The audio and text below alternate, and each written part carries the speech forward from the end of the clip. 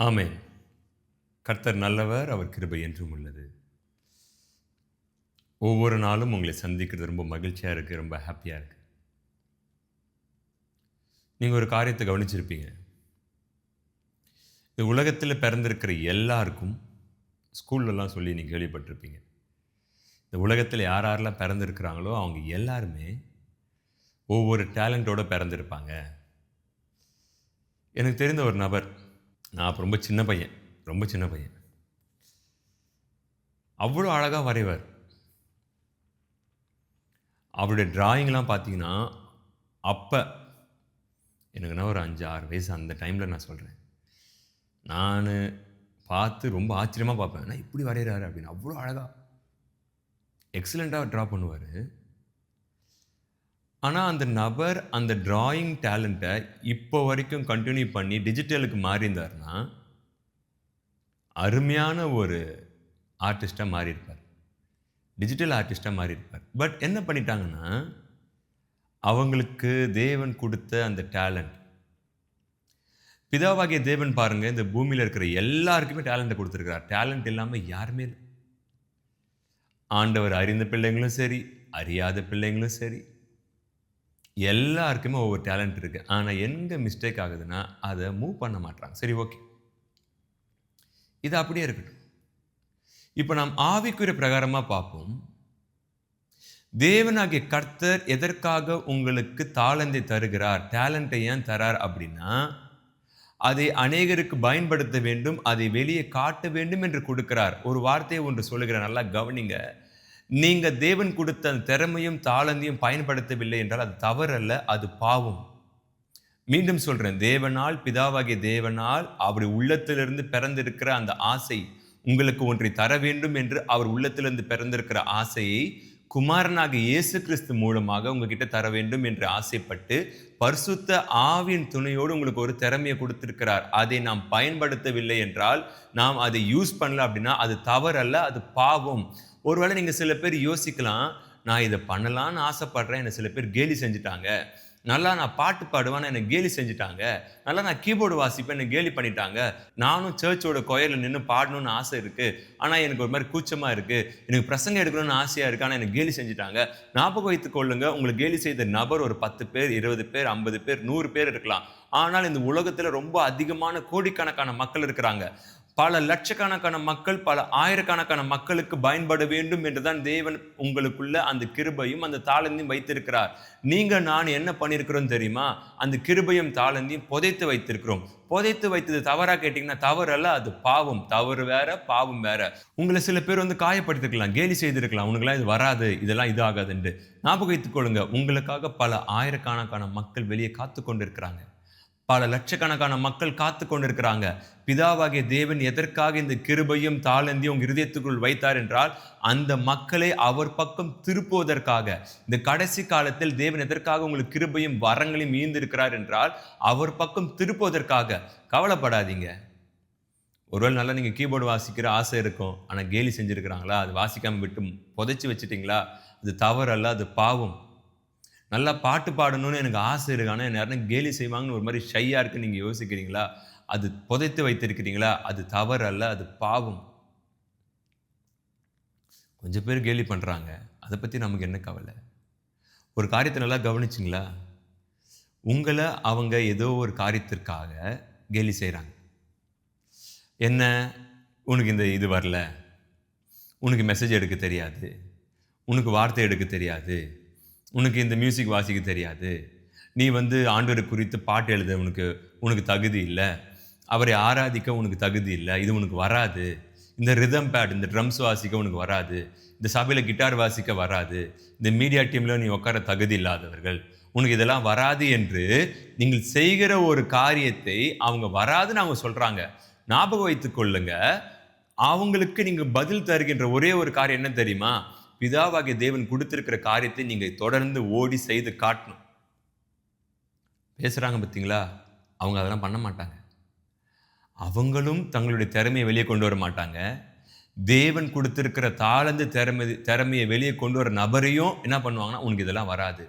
ஒருவேள இந்த வீடியோ பார்க்கிற நீங்க, "எனக்கு நிறைய நான் மெசேஜ் எழுதி டைரியா போட்டு வச்சிருக்கிறேன். ஆனால் அதை நான் வெளியே கொண்டு வரல, எனக்கு பெயினாக இருக்கு. நீங்கள் யோசிக்கலாம். உங்களுடைய ஆசாரியர் இருக்கிறார் பாருங்க, போதகர். அவர் தான் உங்களுக்கு கொடுக்கப்பட்ட மேய்ப்பர். அவர்கிட்ட போங்க, எனக்கு இது மாதிரி இந்த திறமை இருக்குது, இந்த கிருபை இருக்குது, இது பாருங்கள் இவ்வளோ எழுதி வைத்திருக்கிறேன் அப்படின்னு சொல்லி அவருடைய வழிகாட்டுதலோடு, இன்ஸ்ட்ரக்ஷனோடு மெதுவாக போட ஆரம்பிங்க. இப்போல்லாம் பெரிய பெரிய பொருட்கள் வேண்டும் அவசியம் இல்லை. பெரிய பெரிய கேமரா தான் இருக்கணும், பெரிய பெரிய லைட் செட்டப் இருக்கணும். ஒரு அற்பமான ஆரம்பம். உங்கள் கையில் ஃபோன் இருக்கா? அந்த ஃபோனில் பேசி அப்லோட் பண்ணுங்கள். 5 பேர் தான் பிரதர் பார்த்துருக்குறாங்க, 5 பேர் பார்த்துருக்குறாங்க. 3 பேர் தான் பார்த்துருக்குறாங்க, 3 பேர் பார்த்துருக்குறாங்க. ஒருத்தர் தான் பார்த்துருக்குறாங்க, அதுவும் அந்த ஒன்று வந்து எங்கள் பாஸ்டர். அந்த ஒருத்தருக்காக தேங்க்ஸ் பண்ணுங்க. ஏன் தெரியுமா? புதைத்து வைத்தா அது பாவம், எடுத்து பயன்படுத்துறீங்க பாருங்க, அது ஆசீர்வாதம். எதற்காக பிதாவாகிய தேவன் இந்த வரங்களையும் இந்த தாளந்தையும் உங்களுக்கு கொடுத்திருக்கிறார் என்றால், இவங்க உங்களை எதிர்ப்பாங்கன்னு அவருக்கு நல்லா தெரியும். ஒரு சில பேர் அதை ஏற்றுக்க மாட்டாங்கன்னு தெரியும். ஏன்? உங்ககிட்ட இது ஸ்பெஷலாக இருக்கு. நீங்கள் என்ன பண்ணிட்டோம்? தேவன் தந்ததை அவருக்கு பயன்படுத்தாம மக்களுடைய சொல்லை கேட்டு அதை பயன்படுத்தாம வச்சுட்டோம். ஆனால் உங்களுக்காக பல ஆயிரக்கணக்கான மக்களும் பல லட்சக்கணக்கான மக்களும் காத்து கொண்டு இருக்கிறாங்க உங்களை ஆசீர்வதிக்க. நீங்கள் தான் போயிட்டு அவர்களை தேவன் பக்கம் திருப்பணும். ஆமே. ஒருவேளை நீங்கள் நல்லா ஒரு ஆராதனை வீரனும் ஆகணும்னு ஆசை வச்சிருக்கலாம். ஆனால் அதை அப்படியே நீங்கள் ஒழிச்சு வச்சுட்டு இருப்பீங்க, எனக்கு கேலி செய்கிறாங்க அப்படின்னு. பாருங்க, நம் தேவனாகிய கர்த்தர் எதற்காக இந்த கிருபையும் தாளந்தையும் கொடுத்திருக்கிறார் என்றால், அதன் மூலமாக அவருடைய நாமம் மகிமைப்பட வேண்டும் என்பதற்காக. ஒரு காரியம் ஒன்று சொல்கிறேன், நல்லா கவனிங்க. பேதுருவும் யோவானும் அலங்கார வாசல் கிட்ட போகும் பொழுது அங்கே ஒரு லேமேன், முடவன் இருக்கிறாரு. அப்போ பீட்டர் சொல்லுவார், பொன்னும் வெள்ளியும் என்னிடத்தில் இல்லை, நசரனாகிய இயேசு கிறிஸ்து நாமத்தினால் எழுந்து நட. அதாவது பரிசுத்த ஆவியை பெற்ற பிறகு, சுகமாக்கும் வரங்களை பெற்ற பிறகு அதை அவர்கள் ஒழித்து வைக்கவில்லை, அவர்கள் தைரியமாக அதை பயன்படுத்துகிறாங்க. எதற்காக பிதாவாகிய தேவன் குமாரன் மூலமாக பரிசுத்த ஆவியின் துணையோடு பேதுருக்கு அந்த வரத்தை கொடுத்தார் என்றால், அந்த முடவன் வந்து சுகமாகணும். சுகமாகிற முடவன் யாரை மகிமைப்படுத்தணும் அப்படின்னா கர்த்தரை. எதற்காக உங்களுக்கு கர்த்தர் கிருபையும் தாளந்தையும் கொடுத்திருக்கிறார் என்றால், அதை நீங்க அவருக்கென்று பயன்படுத்தும் பொழுது ஜனங்கள் அவரை மகிமைப்படுத்துவார்கள், அவர் பக்கம் திரும்புவாங்க. ஆனா அதே நீங்க புதைத்து வைத்துட்டீங்க, என்னை இவங்க ஒரு மாதிரி பேசிட்டாங்க. தேவன் உங்களுக்கு கொடுத்திருக்கிற கிருபையும் தாளந்தையும் குறை பேச வேற யாரும் வேணும், கூட இருக்கிற ஆட்களே போதும். ஆனா உங்க ஆசாரியர் இருக்கிறார் பார்த்தீங்களா, போதகர், அவர் தான் உங்களுடைய வளர்ச்சியை, உங்களுக்கு என்ன அழைப்பு இருக்குன்னு கண்டுபிடிக்கிறவர் அவர் தான். நீங்கள் செய்கின்ற ஒவ்வொரு காரியத்திலும் சந்தோஷப்படுகிறவர் யார் என்றால் உங்களுடைய போதகர்.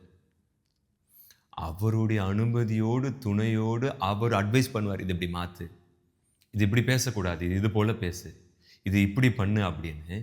உங்கள் ஆசாரியர் கற்றுத்தருகிற விதத்தோடு அதை ட்ராவல் பண்ணிங்க அப்படின்னா தரிசனத்தை அடையலாம். உங்கள் மூலமாக திரள் கூட்டம் கர்த்தரின் பக்கம் திரும்பும். சரி, நான் ஒரு வேர்டு ஒன்று சொன்னேன், தேவன் கொடுத்த தாளந்தை வந்து மறைத்து வைக்கக்கூடாது, அது தவறு அல்ல, பாவம் என்று. ஏன் அதை சொன்னேன் அப்படின்னு மத்தேயின் புஸ்தகம் 25:14 வாசிக்கிறேன், கவனிங்க. அன்றியும் பரலோக ராஜ்யம் புறதேசத்திற்கு பிரயாணமாய் போகிற ஒரு மனுஷன் தன் ஊழியக்காரரை அழைத்து தன் ஆஸ்திகளை அவர்கள் வசமாய் ஒப்பு கொடுத்தது போல் இருக்கிறது. அவனுடைய திறமைக்கு தக்கதாக ஒருவனிடத்தில் 5 தாலந்தும், ஒருவனிடத்தில் 2 தாலந்தும், ஒருவனிடத்தில் 1 தாலந்துமாக கொடுத்து உடனே பிரயாணப்பட்டு போனான். 5 தாலந்தை வாங்கினவன் போய் அவைகளை கொண்டு வியாபாரம் பண்ணி வேறு 5 தாலந்தை சம்பாதித்தான். அப்படியே 2 தாலந்தை வாங்கினவனும் வேறு 2 தாலந்தை சம்பாதித்தான். 1 தாலந்தை வாங்கினவனோ போய் நிலத்தை தோண்டி தன் எஜமானுடைய பணத்தை புதைத்து வைத்தான். வெகு காலமான பின்பு அந்த ஊழியக்காரருடைய எஜமான் திரும்பி வந்து அவர்களிடத்தில் கணக்கு கேட்டான். அப்பொழுது 5 தாலந்தை வாங்கினவன் வேறு 5 தாலந்தை கொண்டு வந்து, ஆண்டவனே, 5 தாலந்தை என்னிடத்தில் ஒப்புவித்திரே, அவைகளை கொண்டு இதோ வேறு 5 தாலந்தை சம்பாதித்தேன் என்றான். அவனுடைய எஜமான் அவனை நோக்கி, நல்லது, உத்தமமும் உண்மையும் உள்ள ஊழியக்காரனே, கொஞ்சத்திலே உண்மையாயிருந்தாய், அநேகத்தின் மேல் உன்னை அதிகாரியாக வைப்பேன், உன் எஜமானுடைய சந்தோஷத்திற்குள் பிரவேசி என்றான்.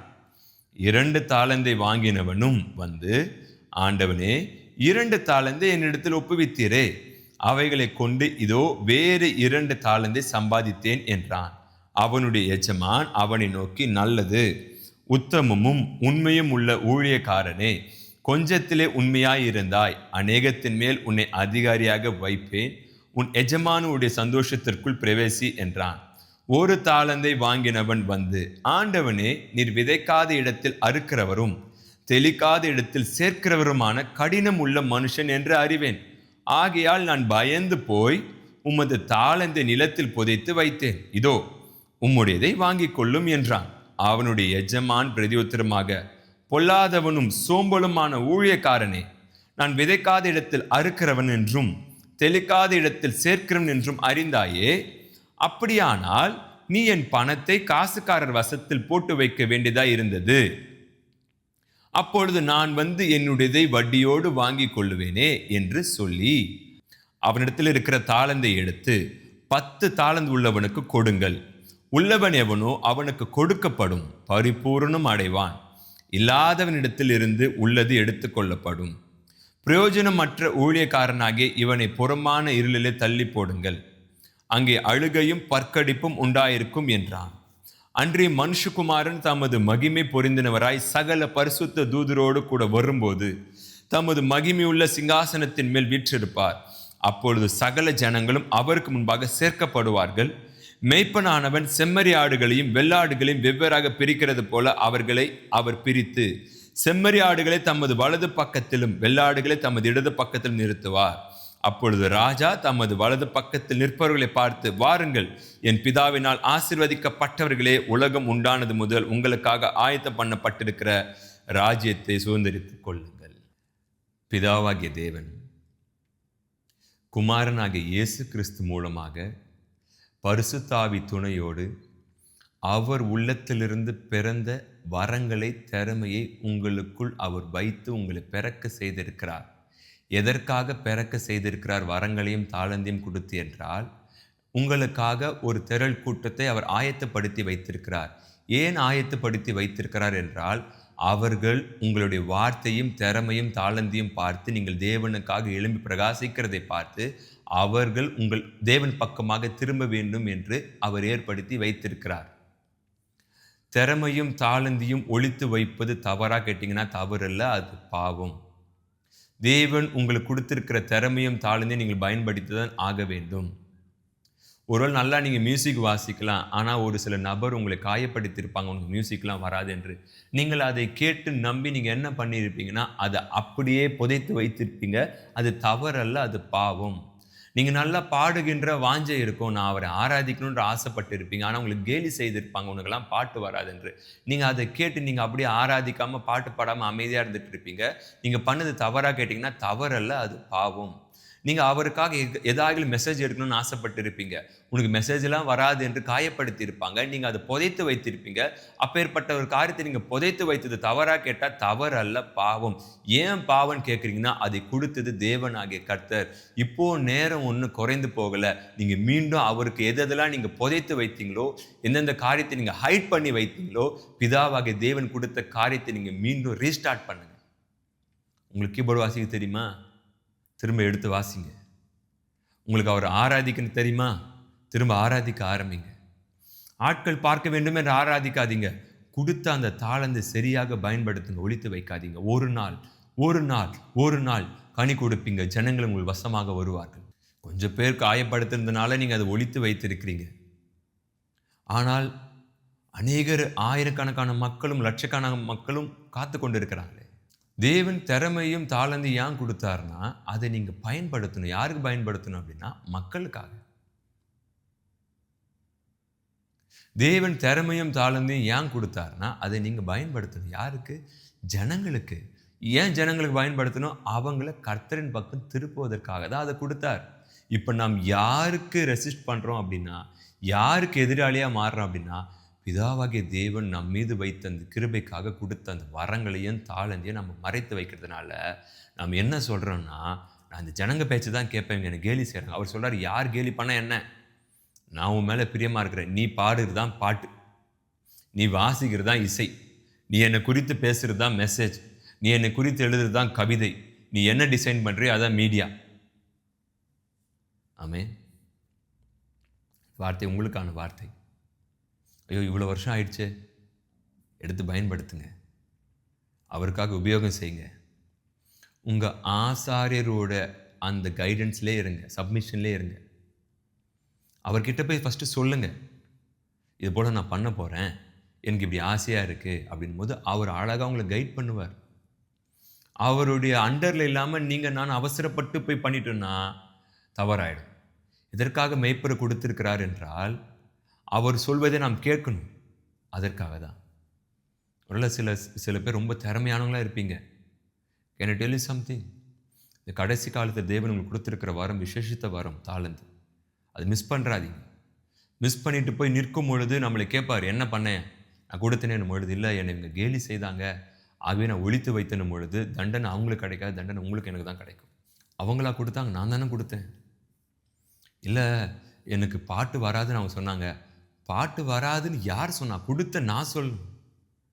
உனக்கு வரும்ன்றதுனால தான் நான் அதை உனக்கு கொடுத்துருக்கிறேன். அவங்களுக்கு தான் அது வராது. இல்லை எனக்கெல்லாம் மெசேஜ் எடுக்க வராதுன்னு அவங்க சொன்னாங்க. அவங்க யாரு? சர்ச். கர்த்தர் சின்னதோ பெருசோ 5 கொடுத்திருக்கிறார், அது இன்னொரு 5ஆ மாற்றினார். 2 கொடுத்தார், அது இன்னும் 2ஆ மாற்றினார். 1 கொடுத்திருக்கிறார், இந்த நபர் நினச்சிருந்தாருன்னா அந்த 1 5ஆ கூட மாற்றிருக்க முடியும். தேவன் கொடுத்திருக்கிற திறமையும் தாளந்து நீங்கள் நினச்சிங்கன்னா உலகத்தில் எடுத்து பயன்படுத்த முடியும். உலகத்தில் நீங்கள் யார் என்று காமிக்கிறது எதற்காக காமிக்கிறீங்கன்னா, இதை கொடுத்தது கர்த்தர் என்று காமிப்பதற்காக தான் தவிர்த்து நம்முடைய செல்ஃப் ப்ரௌடுக்காக இல்லை, சுய பெருமைக்காக இல்லை. அவரை மகிமைப்படுத்தணும், அவரை குளோரிஃபை பண்ணணும், அதற்காக தான். அதன் மூலியமாக ஜனங்கள் ரட்சிக்கப்பட வேண்டும். ஜனங்கள் எல்லாம் கர்த்தரின் பக்கம் திருப்பதான் அது கொடுத்திருக்கிறார் தவிர்த்து நம்மை பெருமைப்படுத்தவோ நம்மை உயர்த்தி காண்பிப்பதற்காக அல்ல. ஆமென். வார்த்தை உங்களுக்கான வார்த்தை. இந்த வார்த்தை உங்களுக்கு தொடப்பட்டு இருக்குன்னா நீங்கள் சில பேருக்கு இதை ஷேர் பண்ணணும்னு ஒரு ஆசை இருந்ததுன்னா அதை ஷேர் பண்ணுங்க. அநேகர் இந்த கிருபையும் தாளந்தையும் புதைத்து வைத்து யாருக்கும் யூஸ் இல்லாமல் அப்படியே விட்டுடுறாங்க. வயதாகிறது. நீங்கள் நான் அப்படி இருக்க வேண்டாம். ஒன்றே ஒன்று கொடுத்துருக்கிறாரா, என்னது இது, அவங்களுக்கு அவ்வளோ கொடுத்துருக்கீங்க, அவங்களுக்கு பாட்டு திறமை கொடுத்துருக்கீங்க, அவங்க இன்ஸ்ட்ருமெண்ட் வாசிக்கிறாங்க, அவங்க மெசேஜ் எடுக்கிறாங்க, அவங்க இந்த ஊழியம் செய்கிறாங்க, அந்த ஊழியம் செய்கிறாங்க. எனக்கு பாருங்கள் மனப்பாட வாசனத்தை கொடுத்துருக்கீங்க, மனப்பாட வாசனம் மட்டும் தான் எனக்கு பண்ண தெரியும். இதுதான் கிரேட், ஸோ மச் கிரேட். யாருக்குள்ள வார்த்தை இருக்கோ அவங்க ஜெயிச்சிருவாங்க. ஆமென். இந்த வார்த்தை உங்களுக்கான வார்த்தை. தேவன் உங்களை ஆசீர்வதிப்பார். தொடர்ந்து ஓடுங்க, சோர்ந்து போயிடாதீங்க. சவுல் பண்ண நல்ல ஒரு காரியம் என்ன தெரியுமா? காது கேளாதவனை போல் சவுல் இருந்தார். அது போல இருங்க. அவர் கொடுத்திருக்கிற திறமையும் தாளந்தையும் அவருக்கு பயன்படுத்துங்க. மக்களை பார்த்து சோர்ந்துடாதீங்க. திரள் கூட்டம் காத்து கொண்டு இருக்கிறது. ஸோ அவங்களை கர்த்தர் பக்கம் நம்ம தான் திருப்பணும். கர்த்தர் உங்களை ஆசீர்வதிப்பார். அவர் உங்களை பலப்படுத்துவார். ஆமென். தேங்க்யூ.